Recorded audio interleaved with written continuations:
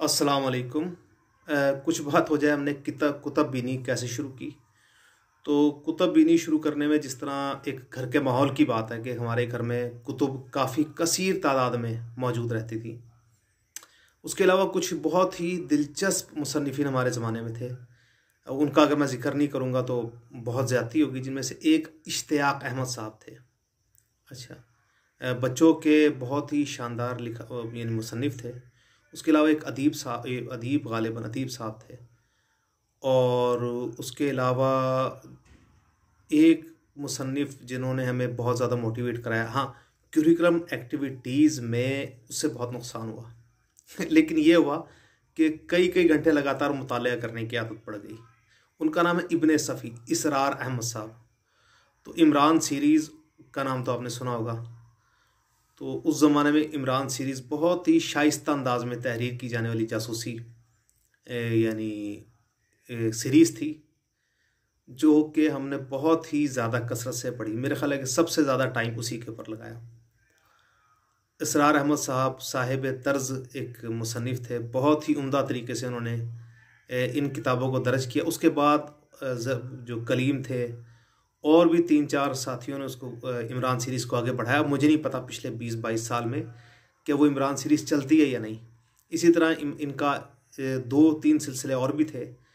एक ग़ालिबन वो था कर्नल आफरीदी वाला, और 1-2 किरदार इनके और थे।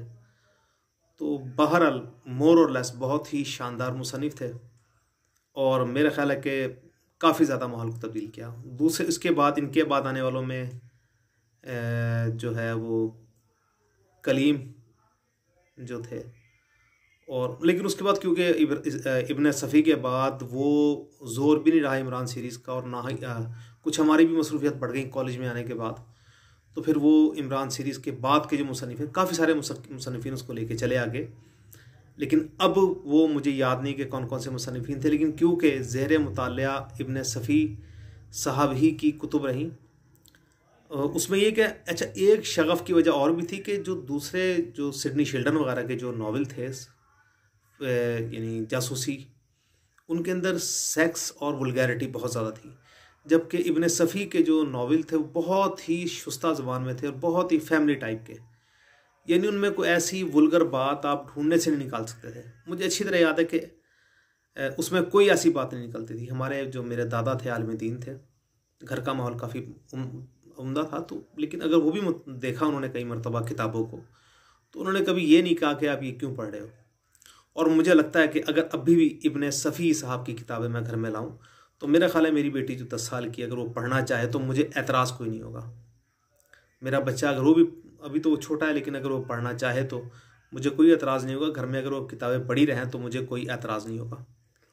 तो मेरा ख्याल है कि अपने बच्चों के लिए, अपने आने वालों के लिए अच्छी किताबों और अच्छे मुसन्निफ़ीन के बारे में भी रहनुमाई करना एक बहुत ही ज़रूरी अमर है। उसके बाद एक मुसन्निफ़ जिन्होंने हम पर बहुत ज़्यादा असर डाला वो डिप्टी नज़ीर अहमद। डिप्टी नज़ीर अहमद दिल्ली और यूपी से मुंसलिक इलाक़ों के एक बहुत ही उम्दा 19वीं सदी के एक मुसन्निफ़ थे, जो अंग्रेज़ी मुलाज़मत में रहे बहुत तवील अरसे। आपके बहुत सारे नावल, इनमें मिरातुल अरूस था, बिनातुन नाश था और इब्नुल वक्त था, इस तरह के बहुत सारे ड्रामे। उसके अलावा सर सैयद अहमद ख़ान के बहुत सारे मज़ामीन ज़ेर मुतालिया रहे, जिन्होंने शगफ़ पैदा करवाया पढ़ने का। और उस वक़्त की जो पढ़ने की आदत है वो अभी तक हमारे काम आती है, वरना बैठ कर पढ़ना एक काफ़ी पुरदर्द काम है। अगर आप लोग बैठ के पढ़ने के आदी हो तो आपको पता होगा कि मुशक्क़त करने से इतना जिस्म दर्द नहीं करता जितना मुतालिया करने के लिए बैठने से जिस्म थक जाता है और दर्द करता है। लेकिन वो एक उम्दा मुताले की आदत थी जो हमें अब सब तक साथ लेकर चल रही है। उसी ज़माने में जो सबसे बड़ा नावल, जो सबसे जिसने थोड़ा सा, जिसको हम थोड़ा सा हम कह सकते हैं कि जो थोड़ा सा आज़ाद नावल था, वो ग़ालिबन मिर्ज़ा सौदा का नावल था, और वो एक तवाइफ़ के ऊपर बुनियाद था। मेरा ख्याल है कि वो वाहिद किताब है जो एक ही नशिस्त में बैठ के पढ़ी। उसके ऊपर बाद में बहुत सारी, अमराव जान अदा के नाम से ग़ालिबन वो था, मुकम्मल तौर पर एक ही नशिस्त में। उसके अलावा तूतीनामा था, चचनामा था और कलीला और दमना जैसी बहुत ही उम्दा किताबें। ये किताबों के तस्करे हम इसलिए करें कि आप भी अपने बच्चों के लिए इन किताबों को ख़रीदें, अपने घर में लाइब्रेरी की सूरत में इनको डालें। ये जो मोबाइल है ये बच्चों को रिलेक्टेंट कर रहा है, एक जगह पर रोक रहा है, स्टक कर रहा है, इनकी फ़िज़िकल एक्टिविटीज़ ना होने के बराबर रह जाती हैं। मुताले के अंदर अगर फ़िज़िकल एक्टिविटीज़ कम होती भी है तो उसके बावजूद ग्रूमिंग तो होती है ना। मोबाइल के कसरत इस्तेमाल से ग्रूमिंग तो कोई नहीं है। इसी तरह हिकायात मौलाना रूम है, जिसको मसनवी मानवी भी कहा जाता है। इसके बहुत उम्दा तराजिम मौजूद है मार्केट में, बहुत ही ज़्यादा। हमारे ज़माने में तो कम थे लेकिन अब तो बेइंतहा तराजिम है। तो ऐसी किताब भी ख़रीदी जा सकती है जिसमें अरब, फ़ारसी और उर्दू दोनों मौजूद हों, जिससे बच्चों के अंदर फ़ारसी सीखने का शगफ़ पैदा हो, क्योंकि बहुत तवील अरसे तक हिंदुस्तान की या बर्र-ए-सग़ीर की सरकारी ज़बान फ़ारसी रही है। तो फ़ारसी सीखने में शगफ़ कोई नहीं, बहुत सारे उलूम आज भी फ़ारसी में है।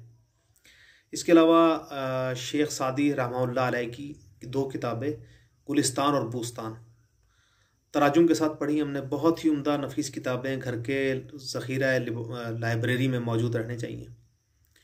तो ये वो मुख्तसर सा हमारे किताबों से मोहब्बत के आगाज़ के हवाले से जो एक सफ़र था उसको हमने बयान किया।